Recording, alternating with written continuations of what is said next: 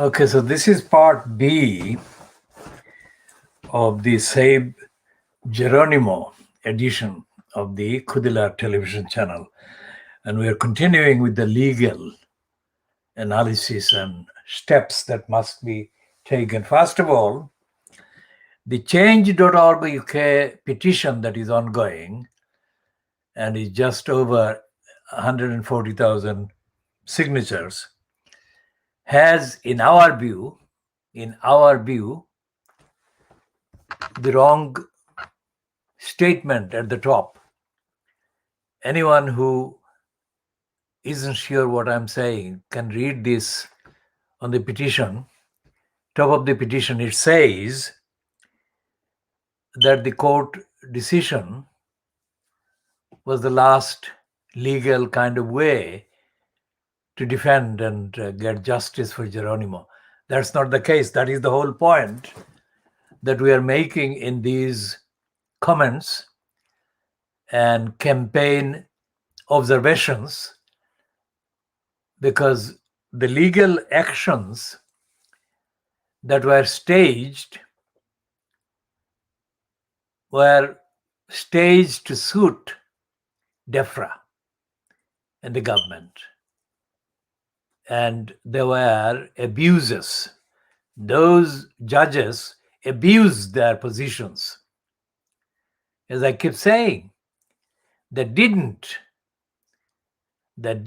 uphold the basic rights that the subject, of course, Geronimo and Helen, are still entitled to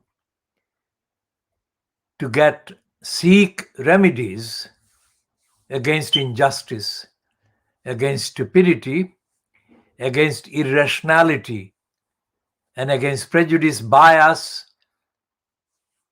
and lack of rigor, and all the many other listable wrongs that judges commit and are opposed and challenged. The whole idea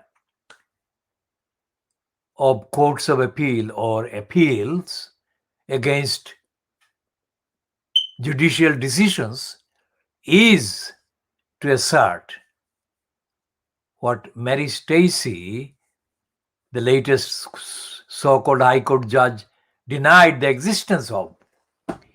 She said that there was a backdoor, there was an attempt to seek judicial review application by the back door.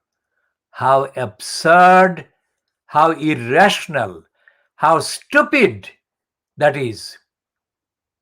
Judicial review is precisely in place to question and challenge the lies, the stupidities, the irrationalities, the injustice in the behavior of people who make decisions by holding positions in state agencies, state departments with a small d. Judicial review is often referred to as a kind of highly significant avenue. But the truth is, the judicial review is hardly kind of allowed, and that defeats the purpose of the constitutional right, so-called, that the citizen or the person against whom irrational and stupid and inappropriate and biased decisions have been made. It is part of the essence of campaigning legal kind of action. This is one front. Of course, public opinion and pressure put on officials is another. And we are not going to kind of get detained by this brainwashed condition, which says that only because some high court judge has repeated Defra's lies, untruths, falsehood against Geronimo, that there is no other course of action that can be taken against that judge. I'm not saying that we should get confined to just one judge, but what I'm saying is that no judge, including anyone sitting in the Supreme Court, no judge is above the law. And the law is that which the Supreme Court acknowledged in the reference to the Magna Carta 800 years ago, or 800 years old. This is not a theoretical kind of issue. This is absolutely the central issue, because on the rejection by Mary Stacey of the Magna Carta rights that Alan has and Geronimo has, because Geronimo is part of the, let's put it this way, family. The possessions, the objectively defined, universally recognized kind of possession. It's not luxury, it's a life. Geronimo is life, alive. And nothing can be more important in any dispute than the sanctity of the life of the person, the subject, or the kind of at the center of the dispute. Geronimo is innocent. Geronimo is not carrying a disease.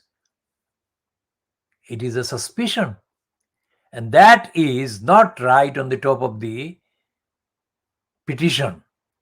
It should be said that the wrong statement was made by Defra, and it was repeated by the bureaucratic judge, not a judge who even appears to know that there was a great deal of concern when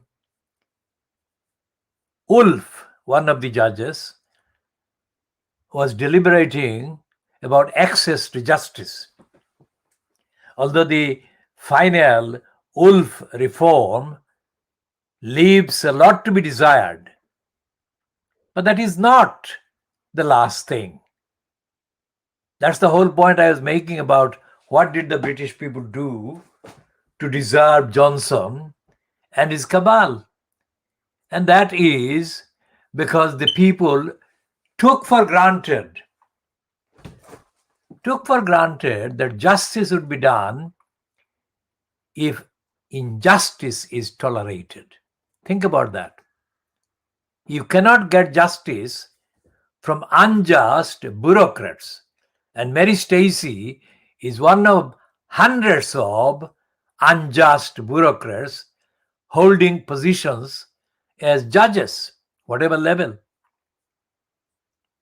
And if you think that Stacey had any concern for Geronimo's life, his sanctity of life, his innocence, then you are completely mistaken, because she didn't. Just like Ben Wallace, Ben the Wally Wallace. Look at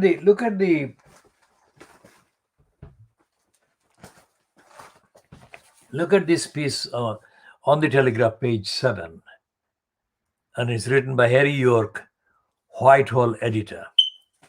This is not the designation that should be there, Whitehall editor. That is a most stupid, absolutely bogus title, Whitehall editor. I mean, what does he edit about Whitehall? He doesn't. And that is the whole point. Now, here, this is on top of the page 7. It's a 6-column article. And the important point I'm reading here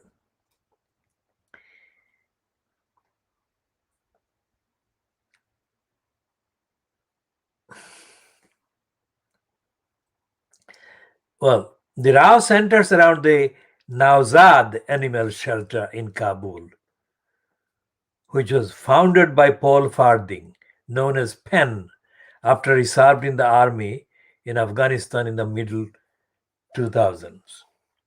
Following the fall of the country to the Taliban, Mr. Farding has been campaigning to have his Afghan staff, their families, 140 dogs, and 60 cats evacuated from Kabul airport. Earlier this week, he secured 68 visas for them to come to the UK. Well, that's still, the majority still refused visas or without visa.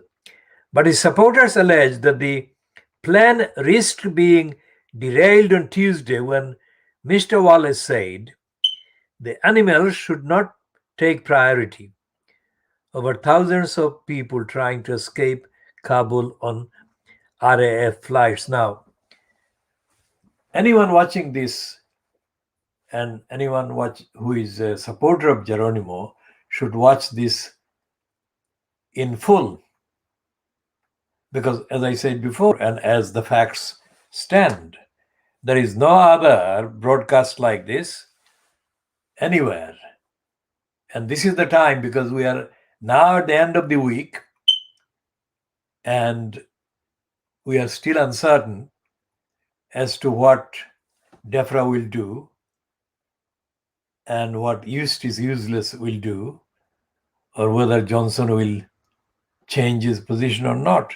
We're coming to a reference to Johnson and his kind of current wife. I say current because it is most likely, it is quite possible that she won't be the last married wife to Johnson. The track record shows that she may not be the last one. So I say the current one, that is Kerry Simmons. Now, I'm not calling her Kerry Johnson because that doesn't identify her as well as Kerry Simmons does. Now,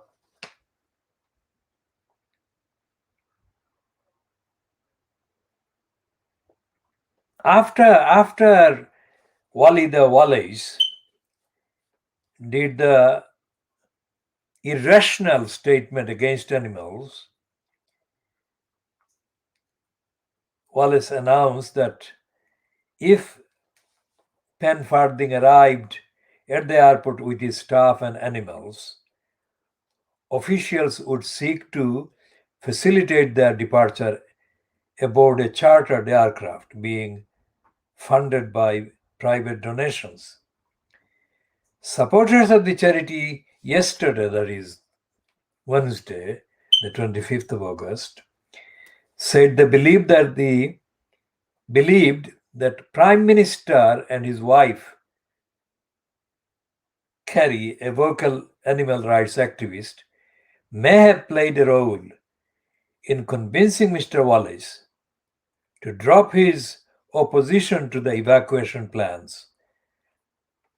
However, Downing Street and defense sources strongly rejected the claims. Now, notice what is said in the Telegraph. Remember the Telegraph, we call it the daily bribing Boris graph, because as we say, that since Boris Johnson became a otherwise unexpected candidate for the Conservatives for the corrupt post of elected mayor in London for the 2008 election, about that time, the daily bribing Boris graph went into drive funding Boris Johnson under all kinds of excuses. Not only did it pay Johnson £250,000 a year for 50 so-called articles allegedly written by Johnson, which I absolutely doubt he did write. He may have put in some contribution, but Johnson didn't write all the factual things. As people who knew Johnson during his kind of junior years as a quote journalist based in Brussels, said that he made up more things than any other quote journalist. These are all facts, checkable facts. So when the daily bribing Boris Johnson graph quotes or refers to the Johnson office and the defense sources and says strongly rejected the claims that Kerry, Simmons, and Johnson played a part in getting Wallace to kind of, in effect, withdraw his stupid, dangerous, irresponsible utterance against animals. Now it says, Johnny Mercer, the former Veterans Minister, Sarah Britcliffe, MP for Hindburn, and Neil Parish, MP for Tiverton, whose constituency is home to Nowzad's UK base, are also said to have pushed for the government to help the charity. Now, this is the aspect that I want to emphasize most strongly.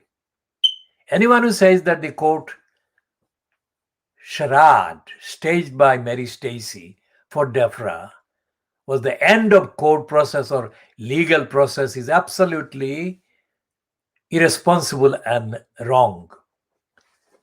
It is a part of legal action to demand action by local MP, local councillor or councillors or local MPs. Any person in the country can communicate to MPs, councillors, wherever, not just their constituency MPs, but any MP or any minister or multiple post holders with the questions on behalf of Helen. Whatever the questions are, must be about the 4 years of lying that DEFRA has done. So the questions may include not the exhaustive list. I'm not going to give the exhaustive list, but highlighting some. This is constitutional law action. Demand answers from any of the MPs. Send emails. Or, which is something I don't advise, make a phone call, because phone calls take much longer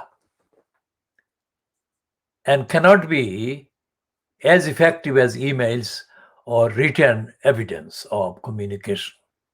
And what you can do, put the questions to the MP, put the questions to the local councillors or shire councillors, whatever or however many elected post holders you can get hold of or can communicate to. Ask the questions. What is the evidence against Geronimo? We want the answer now. What is the actual, factual, verified and verifiable, objectively verifiable evidence against Geronimo on any level? What wrongs have been found in Geronimo? Clinical, anything else? Medical, biological, whatever. What exact ailments does Geronimo have? And who identified the ailments in Geronimo? When did they do that? What clinical, objectively verifiable clinical process or processes did they apply? And who witnessed the process or processes about Geronimo being analyzed or externally, let's say, examined? And where was that? And as I said, and who authorized that and under what law? Because this broadcast is taking less time than it would if I wrote the stuff, because it would take hours. So that is the one reason, not the only reason, but this is one of the reasons I'm doing the broadcast in this form today. So going back to this thing, that they say that the sources say that Wallace wasn't influenced by Kerry Simmons or Boris Johnson. Now, even if he wasn't, then Johnny Marsa was a very, very ambitious profile in the media. Johnny Marsa, former Veterans Minister, Sarah Britcliffe, MP for Hindban, and Neil Parish. Now, if these people can be admitted by the Boris Graf as having pushed for Wallace to at least partly support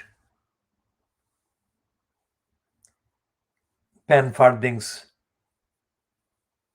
efforts,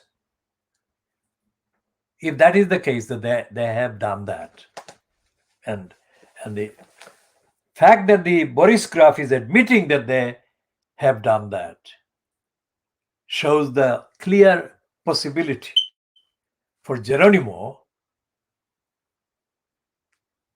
to be also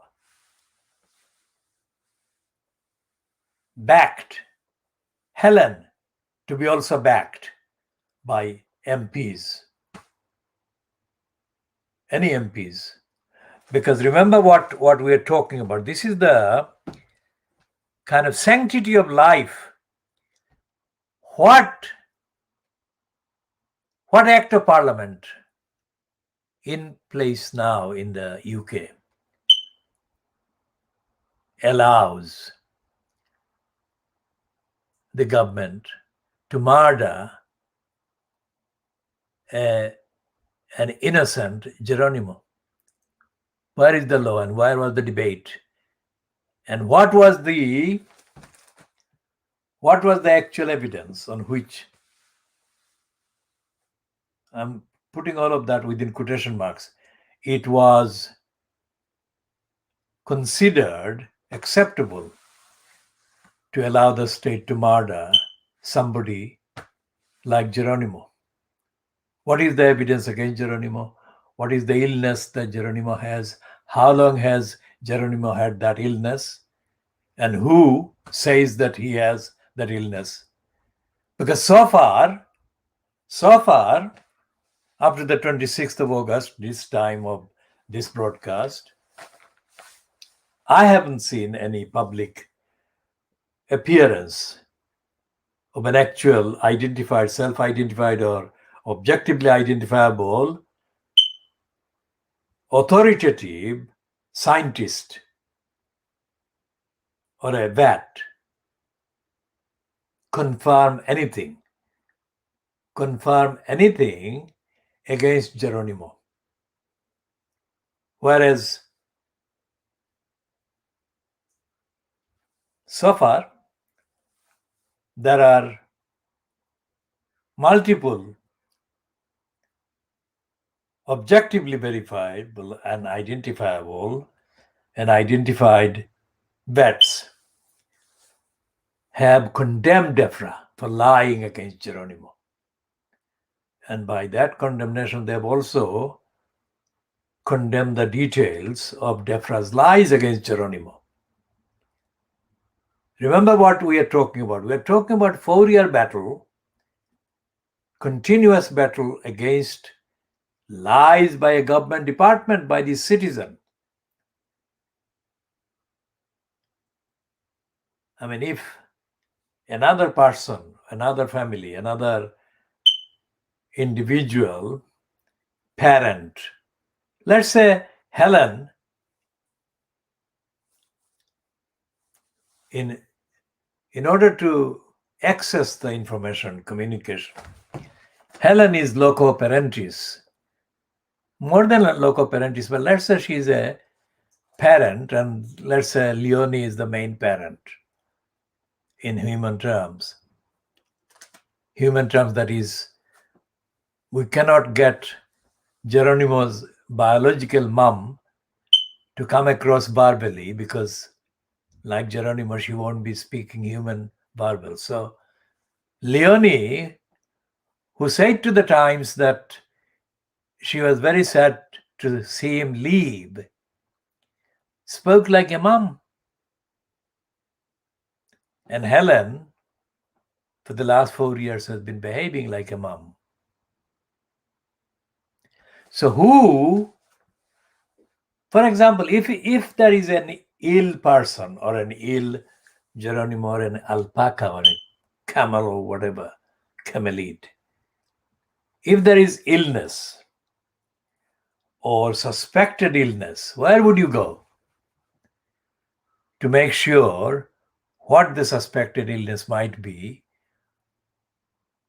and to what extent, or whether that exists or not? You'd go to a vet, and you would go to a vet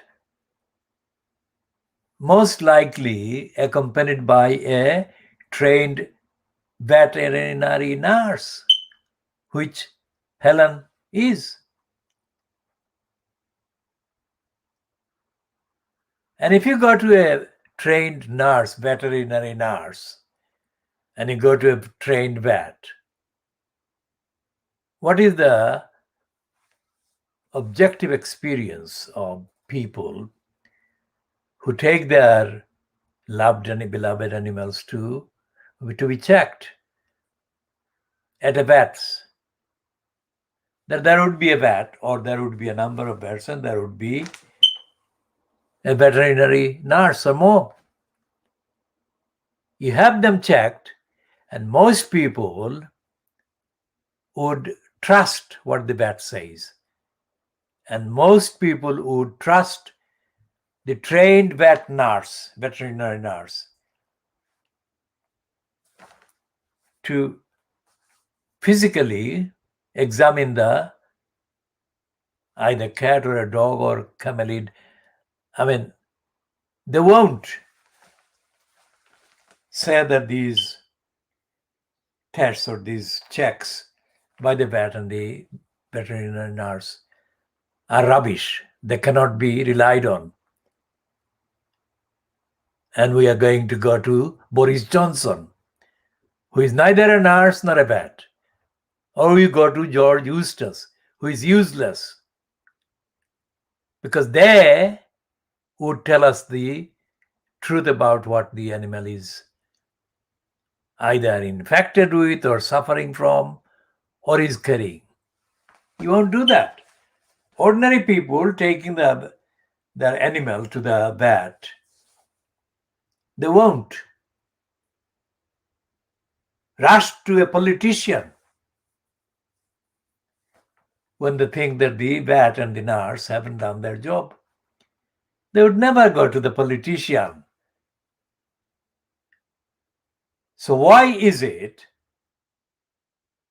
that vets are saying that the DEFRA is wrong, that Geronimo is absolutely perfect and is not carrying any infection, and that if he had been carrying any infection, he would have been dead by now?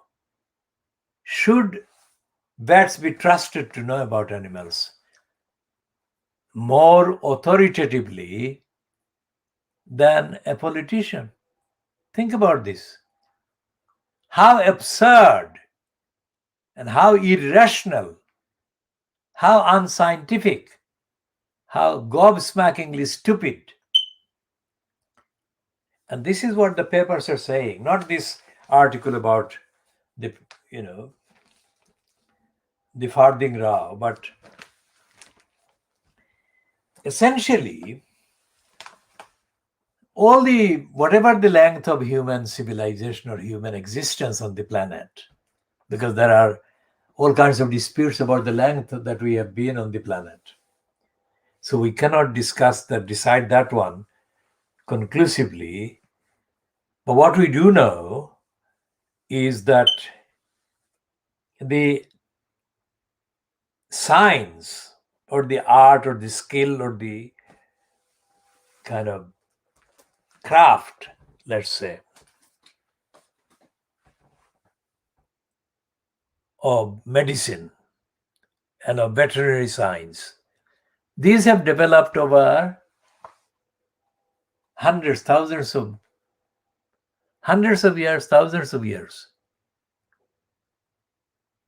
as has medicine for human beings, whatever.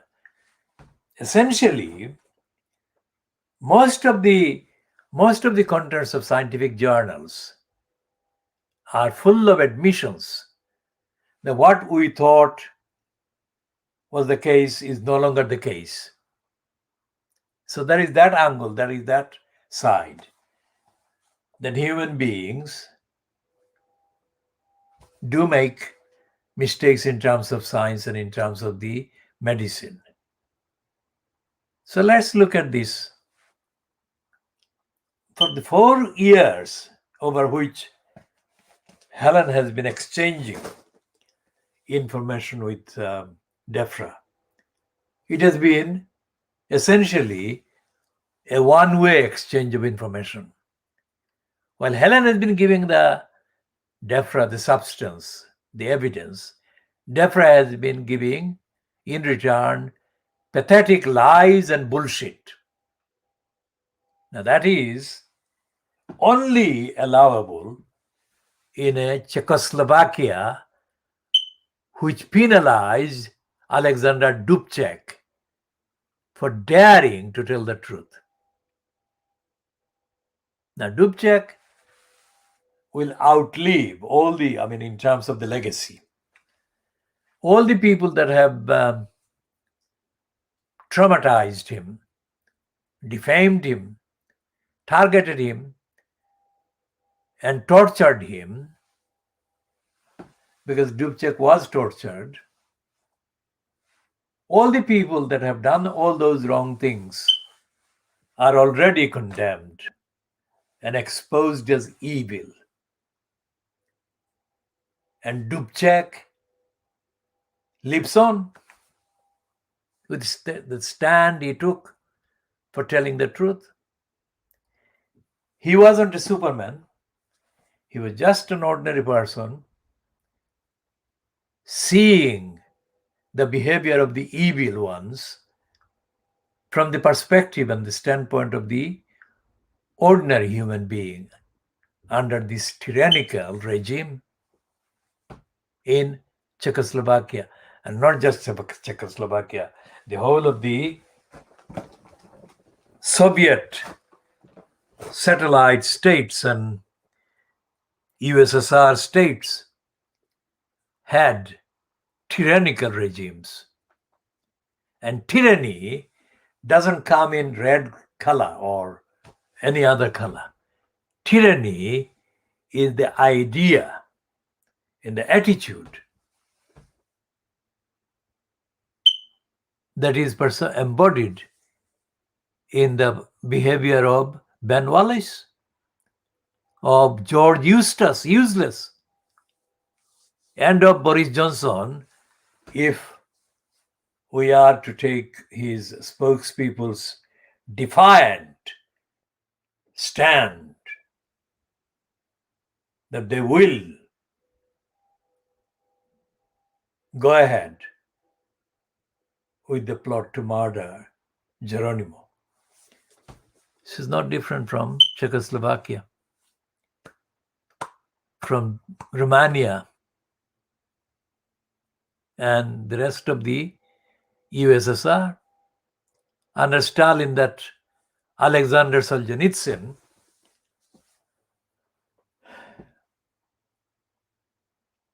was writing about while undergoing severe pressure mentally on him to relent and give in. We shall not allow DEFRA to behave like Czechoslovakia, like the Eastern European regimes, like the Romanian ones before the fall in the 1980s.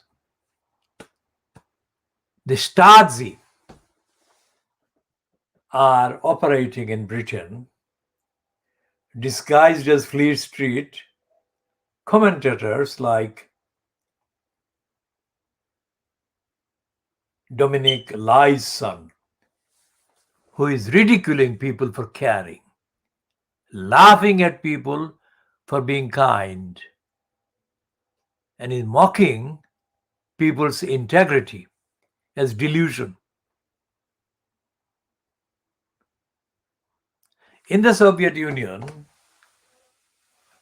they used psychology, psychiatry as a weapon of torture, as a torture weapon. So what Dominic Lawson is doing is what the USSR did against dissidents.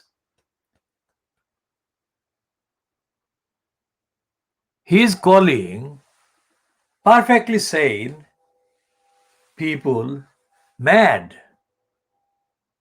for caring to protect Geronimo from injustice. That is the extreme form of lunacy, of tyranny.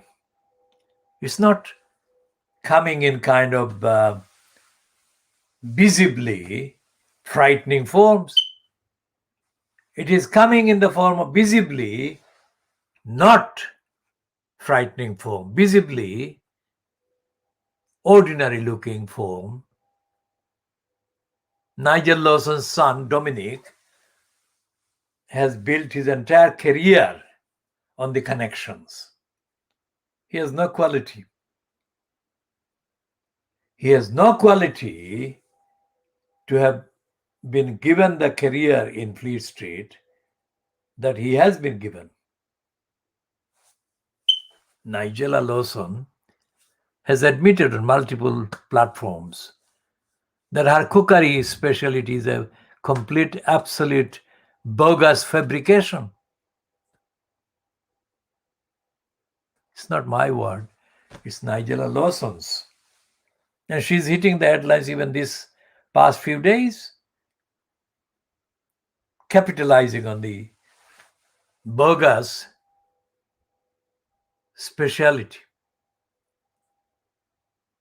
So we have to look at the platforms these people have. These platforms are not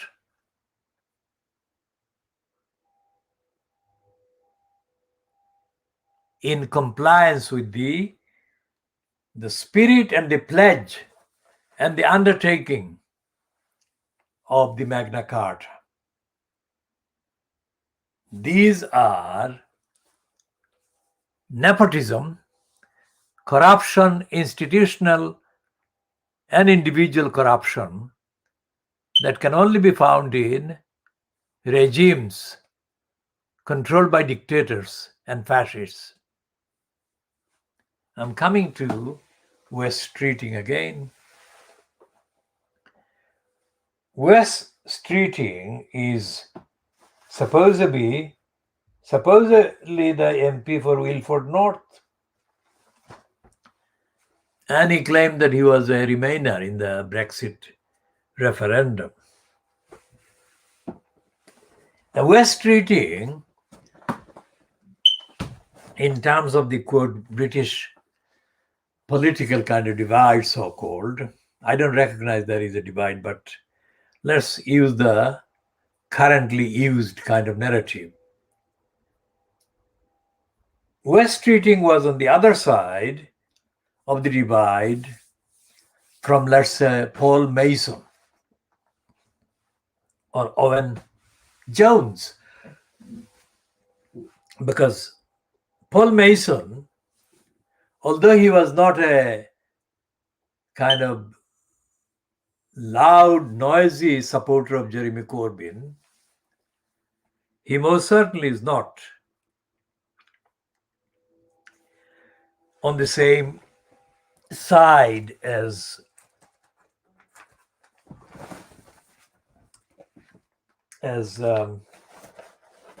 West treating.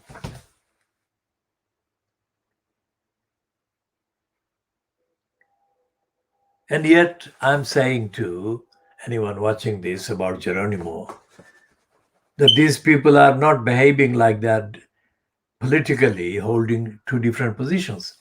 Because Paul Mason has recently celebrated the appearance of his book on fascism. The touch of the book, the look of it, the flavor, he has been quite extensively kind of sharing his pleasure at seeing the book at last. Okay? Think about what I'm doing. I'm talking constitutional law action. And I'm talking about the continuation of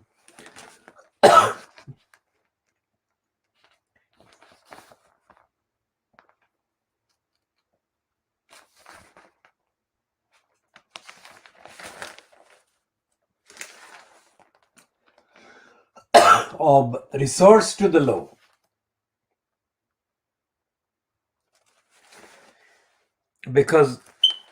Only because Mary Stacey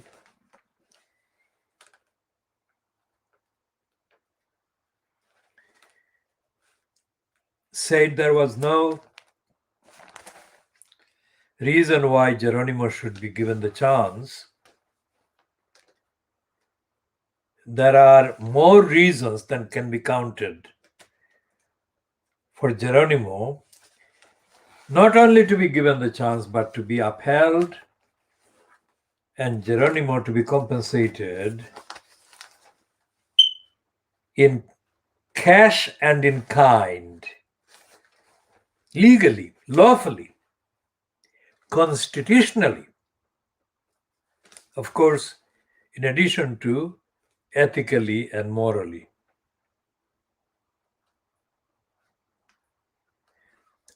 Now, this is the picture that I was looking for. Remember, you can't find it. You cannot predict where they are putting this picture or the coverage or mention of Geronimo. This one is page 20 of today's Times. Now, this must be a token piece.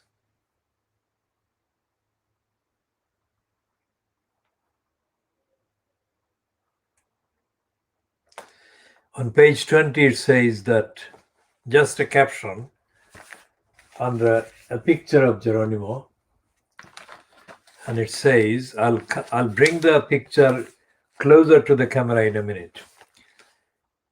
So having his say, and it's a picture by SWNS.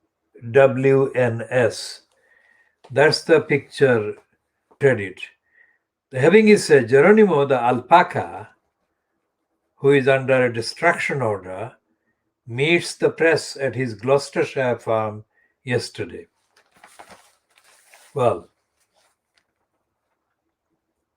at the beginning of part A, I said that Geronimo was not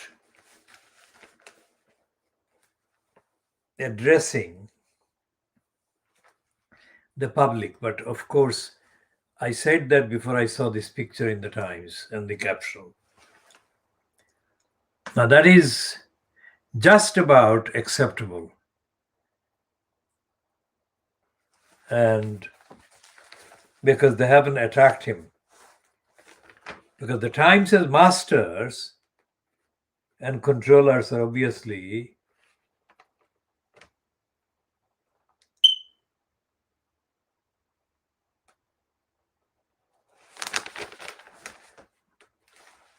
well, they've got a cartoon about Afghanistan and Dominic Raab put together.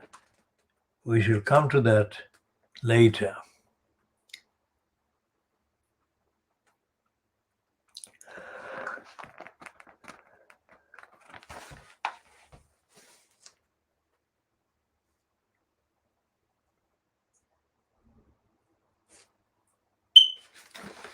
All right, let's see what they're saying here about the Unite Union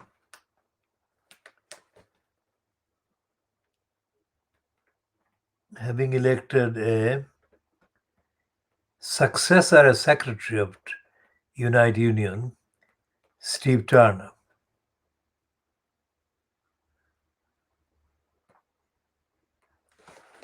Is it him or Sharon Graham? Sharon Graham, an outsider, came through the middle as members representative. So she wants Labour not to expect a blank check, but also promises less interference. Well, this name, Sharon Graham, is of course a new name in that setting.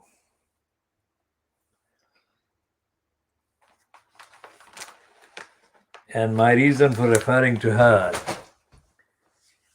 in the context of this part 2 of the Kudila television Saint Geronimo broadcast is about the left and right in the Labour Party. Because although Paul Mason has been boasting about being a dedicated opponent of fascism, and I think what he means is that there is creeping fascism in Britain. And although Paul Mason would easily categorize West Streeting as one of the frontrunners of the creeping fascist Britain, when it comes to Geronimo, both of them are absent from action. Think about what I'm saying. So the right and the left are completely silent about the urgent need to defend the rights and the campaign for justice for Geronimo.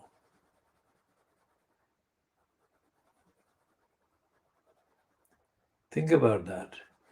So when the Times earlier this week published this piece headed that Starmer remains an enigma, that heading was absolutely true as far as the Times is concerned, as far as the columnist, which is what it was a column. But I don't think Starmer is an enigma at all. I speak legally.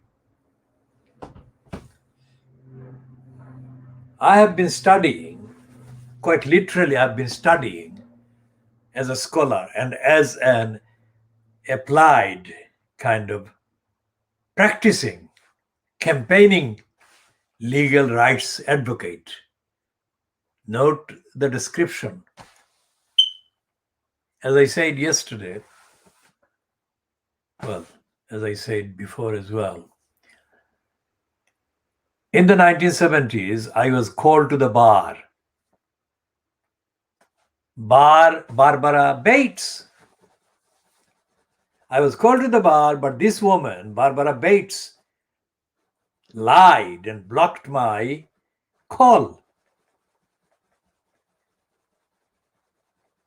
So if I hadn't been blocked, how long would I have been doing it as someone being called to the bar? Nearly 50 years, wouldn't it?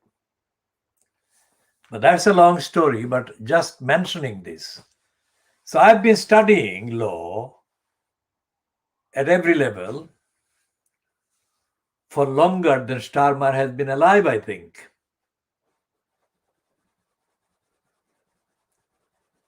So Starmer is not an enigma. Starmer is a liar and an idiot. Now, this actually shows how thick Jeremy Corbyn is.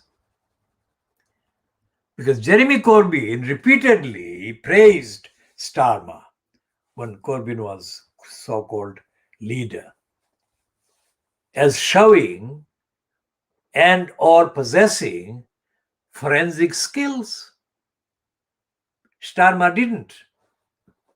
Starmer is an accomplished liar and he was faking it throughout the too long stint he had as the Brexit spokesperson for Corbyn's shadow cabinet. Starmer absolutely fascinated an idiot like Corbyn, but Corbyn was not aware of what idiocy he was kind of expressing when he praised Starmer's forensic skills. Starmer is a very kind of typical person of low cunning or high cunning, depending. What he did about Brexit came across to Corbyn as forensic, that is high brow, high kind of caliber, high bar kind of abilities. Why? Because in the rest of the Labour Party benches, not many intelligent people existed, and they still don't. That is a reality, nothing to do with so-called ideology. The Labour Party MPs in the House of Commons, most of them are idiots. So you've got the Labour Party MPs, idiot. Corbyn was an idiot. Starmer is a liar. Think about this. And you've got likes of Paul Mason who have kind of historically worked with the BBC. So there is a kind of profile that you can mention him as a kind of journalist, a factor. But the Labour Party is a desert. It's an empty desert. Otherwise, in a decade, that is the kind of calendar decade, when a teenager from Sweden has made such a difference in terms of catching their attention. How is it that the Labour Party, founded by so-called socialists, doesn't even mention the environment, for heaven's sake?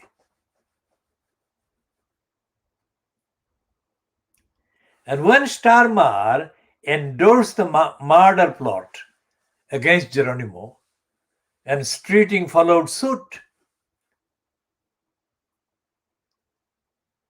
shouldn't the anti-fascist or the chronicler of fascism that is happening in Britain, Paul Mason, shouldn't he have raised alarm bells? Then look what they're doing. And if he had done that, then he, Paul Mason, that is, would have been on the right track, and he would have by now, spoken out for Geronimo.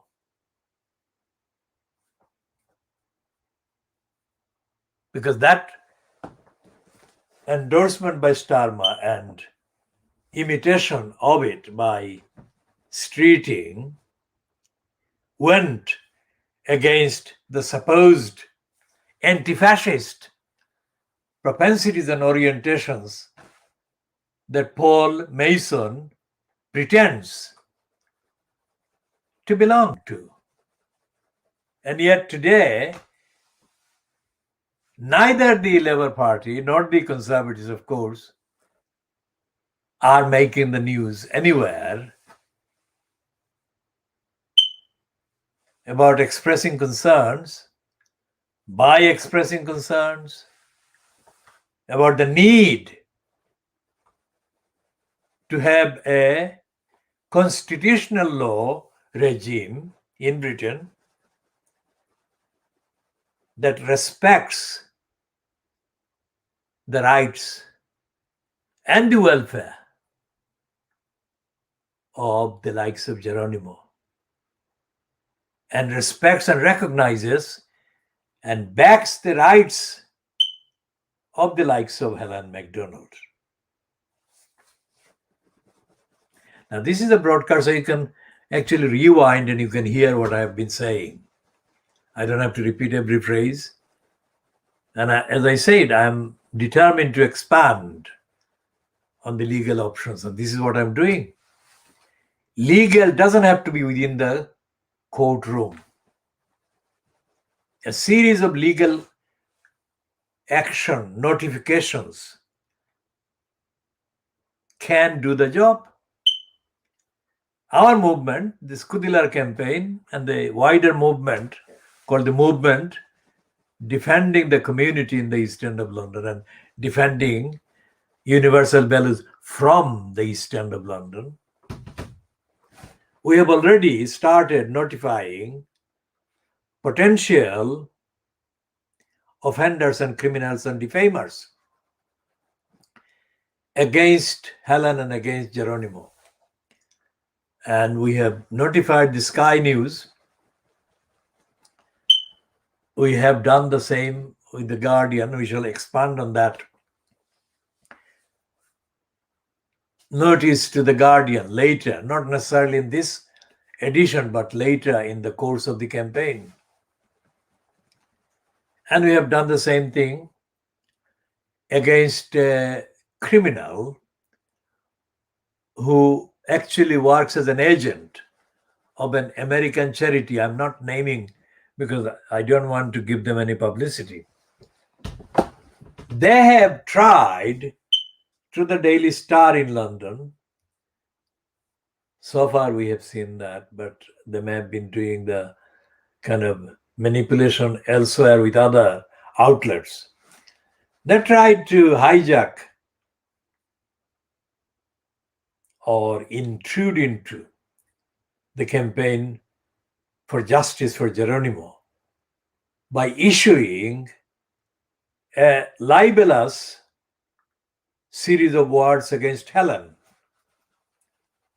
So we haven't consulted with Helen because we are not consulting her. What we are doing is putting in the public domain actions that we are taking to support her. Those actions don't need her permission or consultation. The other thing is that she doesn't have the time to have discussions. And the third thing is that we are not doing anything remotely in need of consultation because we are being absolutely ethical and moral and careful. So it is giving her all-round support what we are doing. A notice of legal action in defamation is not a light matter. So we are notifying these people that defamation action will be taken against them for defaming Geronimo and defaming Helen. And as I said, Dominic Lawson is one of the absolutely essential targets of our legal action.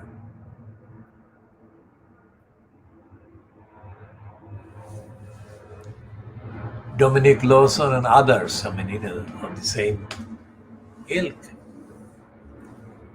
And we are about to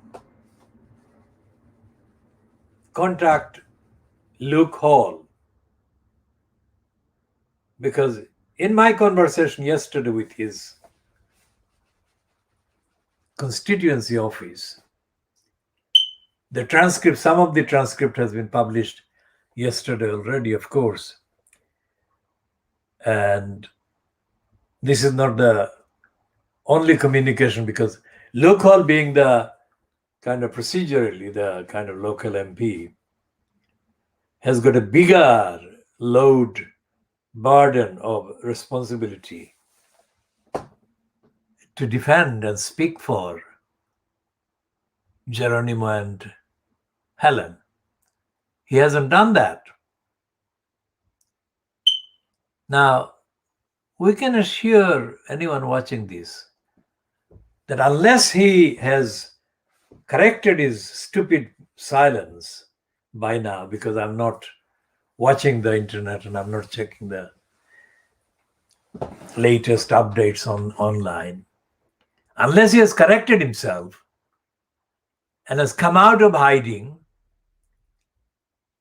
and demanded immediate cessation of attacks on Geronimo by the DEFRA,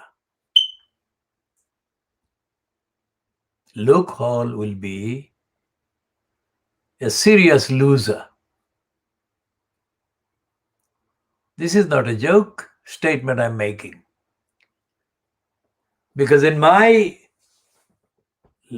constitutional law rights advocacy, I have devised a number of unique methods that combine the highest standard of law and the highest standards of morality and ethics and accountability. There is no way that Luke Hall should be allowed to stay in hiding. Luke Hall, or whoever was his predecessor, because I haven't checked the actual date when he became MP, but if he has been the only MP from 2017 onwards, when Geronimo arrived in Gloucester, I'm assuming that the place where Helen and Geronimo and the family live has been unchanged. If Luke Hall has been there from the beginning of Geronimo's arrival in here in the UK, then he should have been aware of the very long battle that Helen has been put through so far. And that is exactly the kind of topic that a local MP should treat as a must for his involvement in protecting Helen and in protecting Geronimo. So the question that we are going to ask Eustace, we are going to ask Luke Hall as well. But not only that, we are going to treat Luke Hall as we treated the Tower Hamlets Council's criminals in charge at the time, when the Crossrail criminality, the Crossrail whole, plotted against Brick Lane, was being promoted and kind of argued for by the stooges. Whoever was the leader or leading decision maker in the local Tower Hamlets Council at the time,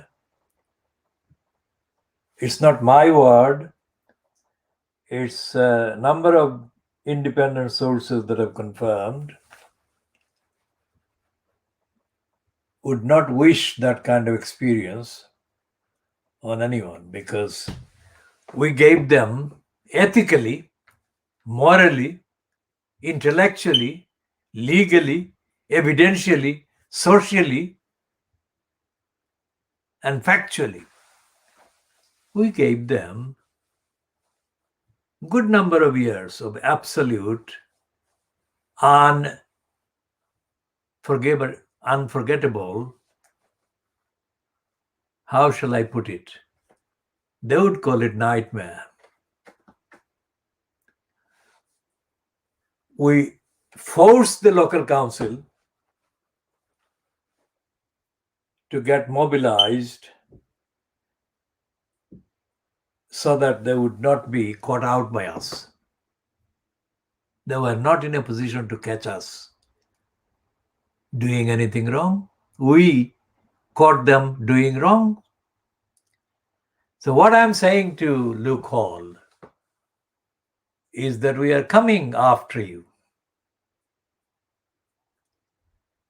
Stop DEFRA and stop the attacks on Geronimo and stop the attacks on Helen. Now, we are saying that. And support everything we are saying against Mary Stacy, against Eustace, against DEFRA, and demand that DEFRA make damages available to Helen. Not 43,000 pounds, not 50. It's a multi-million pound demand we are making for Helen to be paid and for her particular choice of charities. Because what the attack on Geronimo shows is the fascist state of readiness by the DEFRA to commit mass murders of animals that are perfectly healthy, and to do so as part of the DEFRA strategy to frighten the farmers and owners of animals into running away from their currently outstanding claims that run into hundreds of thousands of millions of pounds, if not billions of pounds. For the serial criminality and crimes that DEFRA has been committing against farmers and against the animals.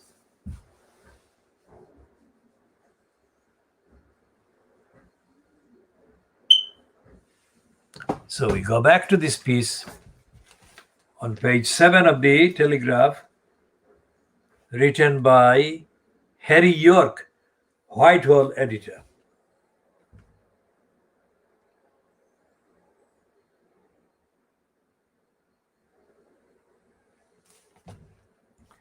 Whatever the actual facts, whatever the actual kind of memos and communications internally circulated by Ben Wallace about Afghanistan,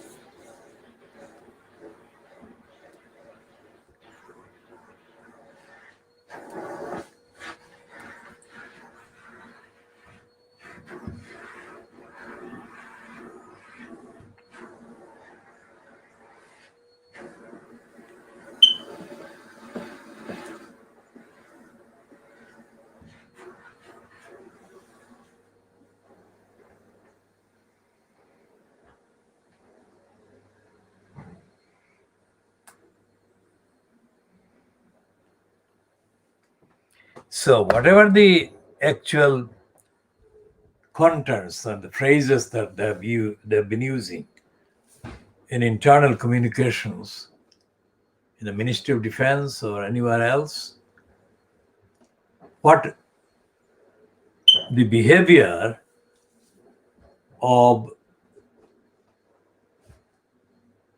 Bandiwali Wallace, what it shows is what DEFRA has been doing about Geronimo. Shows that they haven't got a clue.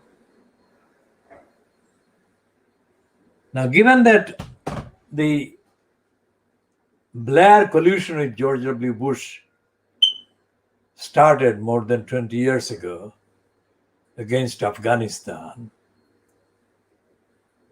and the thousands of British and American troops have been there for all this time,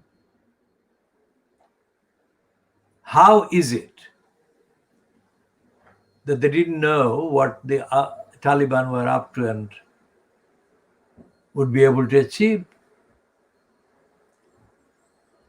And why didn't they talk about all the people that are being abandoned now and all the animals? The Taliban didn't just surface last week. The Taliban have been there since before Blair was even born, since before Bush was even born. I mean, the linguistic bit is first. Taliban is actually linked to it scholarship. Command, talab, to learn. That is one area. But the formation into a military force and political mobilization is not unconnected with the fact that the actual movement began with the search for knowledge around, of course, the Quran.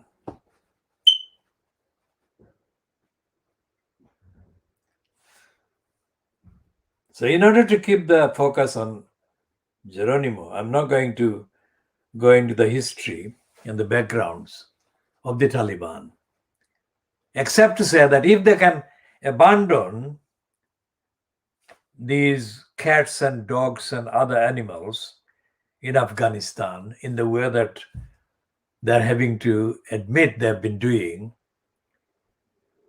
then of course they've been sleeping, unfit for purpose. Just as they've been sleeping, unfit for purpose, and making up stories and bullshit instead of science and evidence at DEFRA,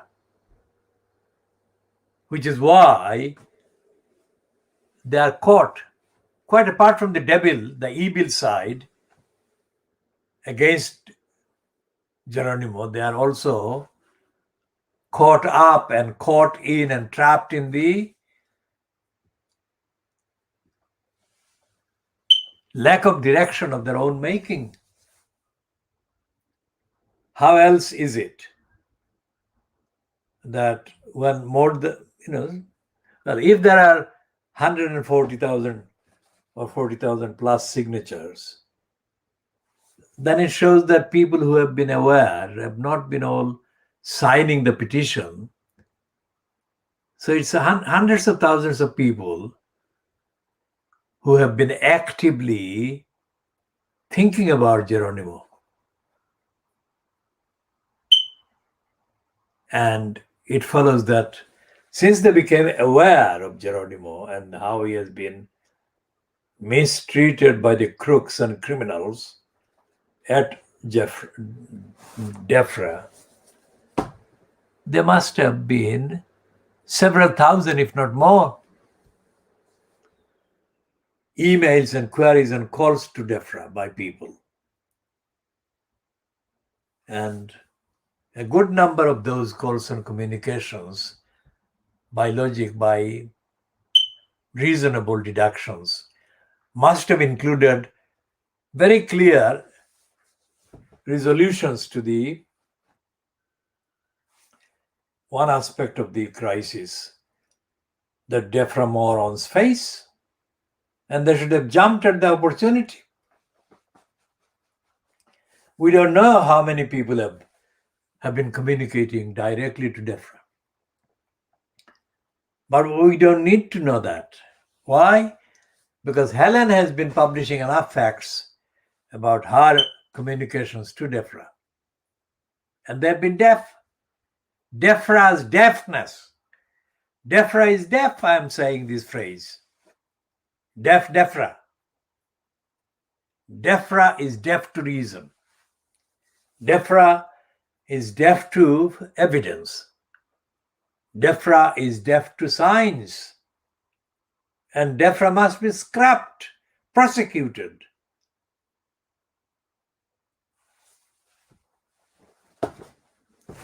So what is the time when we shall be, of course, taking a break, and we shall come back.